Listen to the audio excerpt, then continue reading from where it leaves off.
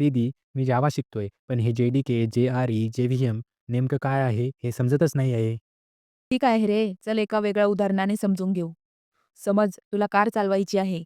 हो दीदी, लायसन मिळाले की लगेच. बरं लक्ष देऊन ऐक. JVM म्हणजे एक इंजिन. इंजिन नसेल तर कार पुढे सरकणार नाही. तसंच JVM नसेल तर जावा प्रोग्राम चालणार नाही. म्हणजे JVM सगळ्यात महत्त्वाचं? हो रे. अच्छा. मग हे JRE काय आहे? JRE म्हणजे पूर्ण कार. कारमध्ये काय असतं? इंजिन असतं, गिअर असतं, ब्रेक असतं, स्टीअरिंग असतं. तुला फक्त कार चालवायची आहे ना, मग कार पुरेशी आहे. हो, म्हणजे जावा प्रोग्राम रन करायचा असेल तर JRE पुरेसं आहे. बरोबर. मग JDK म्हणजे काय? JDK म्हणजे कार फॅक्टरी. फॅक्टरीमध्ये काय होतं?